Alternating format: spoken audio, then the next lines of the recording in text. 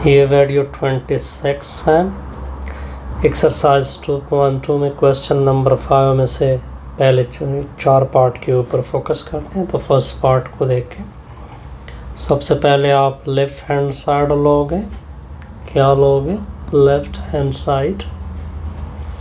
Left side पर क्या रखा हुआ है?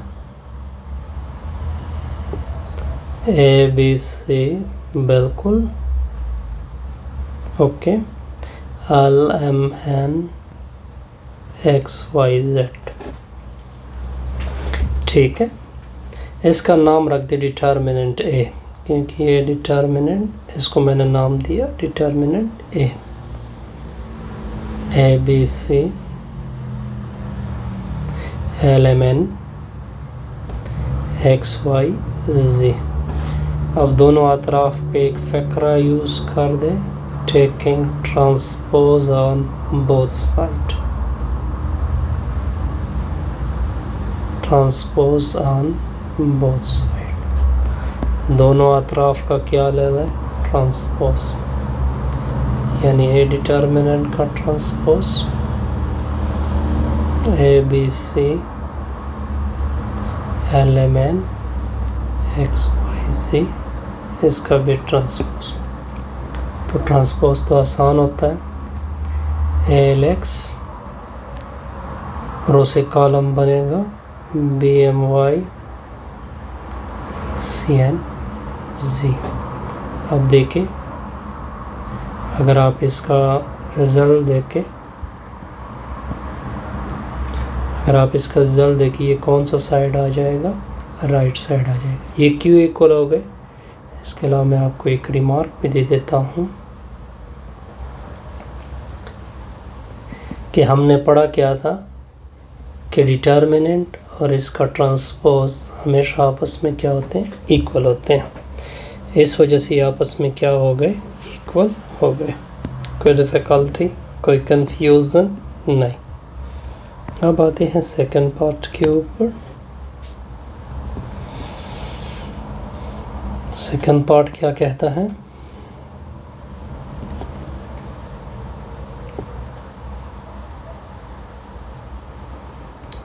ABC 1 - 3A 1 - 3B 1 - 3C 4 5 6 ये इक्वल है ABC 1 2 3, सॉरी ये 2 है, ये क्या है? 3 4 5 6।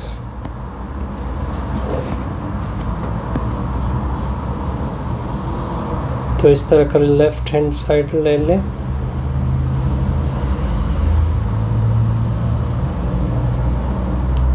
ABC 1 - 3A 2 - 3B 3 - 3C 4 5 6।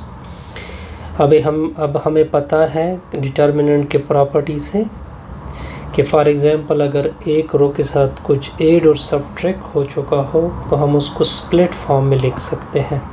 क्या मैंने कहा कि हम उसको किस फॉर्म में लिख सकते हैं? स्प्लिट फॉर्म में। यानी ABC ये 1 2 3 ये अलग लिखेंगे, 1 2 3 4 5 6, फिर प्लस,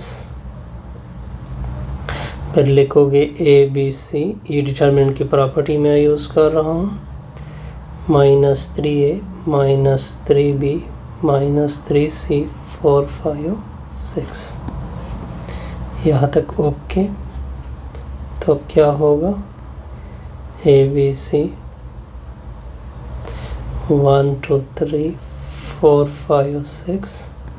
अब देखिए डिटर्मिनेंट की एक और प्रॉपर्टी आप यूज़ होगी कि फॉर एग्ज़ाम्पल अगर किसी डिटर्मिनेंट से कोई एक चीज़ मल्टीप्लाइड, यानी उसको कॉमन कर सकते हैं। इससे मैं -3 कॉमन करूँगा, तो ABC 4 5 6। अब देखिए डिटर्मिनेंट की एक और प्रॉपर्टी यहाँ पे यूज़ होगी कि टू रो क्या हो गए आइडेंटिकल, तो ये डिटर्मिनेंट किसकी इक्वल होगा 0 के। तो क्या रिजल्ट पड़ा ABC 1 2 3 4 5 6 -3 into 0। अब देखें तो क्या आ जाएगा ABC 1 2 3 4 5 6, ये कौन सा साइड आ जाएगा राइट हैंड साइड। अच्छा ये भी ओके हो गया। अब आते हैं थर्ड पार्ट की तरफ। किस पार्ट की तरफ? थर्ड पार्ट की तरफ। देखिए 1 1 1 ABC B plus C plus A plus B कहते हैं किसकी इक्वल है 0 के इक्वल है। तो सॉल्यूशन देखें, आप लेफ्ट हैंड साइड लोगे LHS 1 1 1 ABC B plus C plus A plus B, ये पूरा रो इसके साथ ऐड कर दे।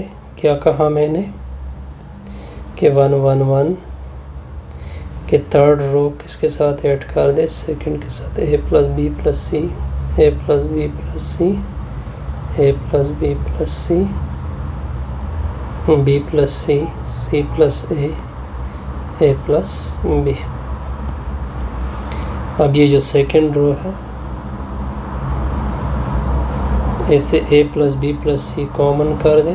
क्या कॉमन कर दे A plus B plus C common हो सकता है डिटरमिनेंट की प्रॉपर्टी के मुताबिक 1 1 1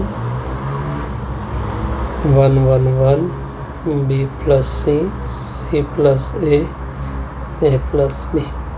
अब देखिए ये टू रो क्या हो गए, देख सकते हैं आप इसको, टू रो आइडेंटिकल है, तो इसकी डिटर्मिनेंट किसकी इक्वल होगी 0 के।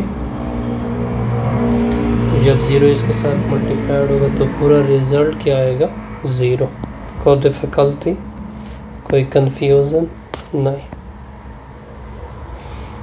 अब आ जाइए पार्ट नंबर 4 के ऊपर। पार्ट 4 क्या कहता है BC CA AB, ठीक हो गया, ABC ठीक हो गया, A square B square C square equal है 1 1 1 A square B square C square A cube B cube C cube.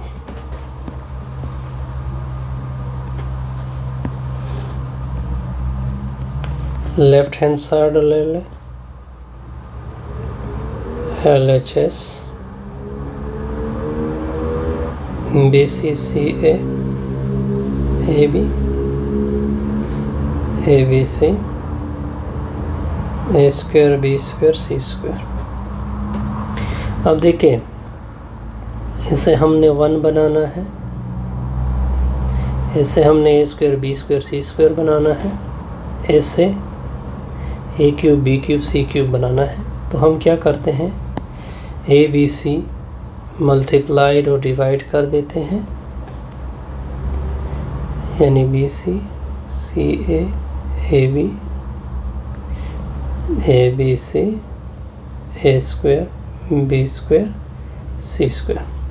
अब ये देखिए ये A फर्स्ट कॉलम में एंटर कर दें, ये B सेकंड कॉलम में एंटर कर दें, ये C थर्ड कॉलम में एंटर कर दें। तो 1 ओवर ABC यानी ABC A square A cube, second में ABC B square B cube ABC C square C cube. यहाँ तक ओके। अब हमने देखे अपना काम चला लिया। अब इस तरह कर दे कि फर्स्ट रो से ABC कॉमन कर दे। क्या कॉमन कर दे ABC तो 1 1 1 ए स्क्वायर बी स्क्वायर सी स्क्वायर ए cube B cube C cube, ये और ये कैंसिल, क्या और रिजल्ट आ गया 1 1 1 ए स्क्वायर बी स्क्वायर सी स्क्वायर ए cube B cube C cube. ये कौन सा साइड है? Right hand side. जैसे हमारी ये वीडियो क्या होगी कंप्लीट। ये वीडियो नंबर 26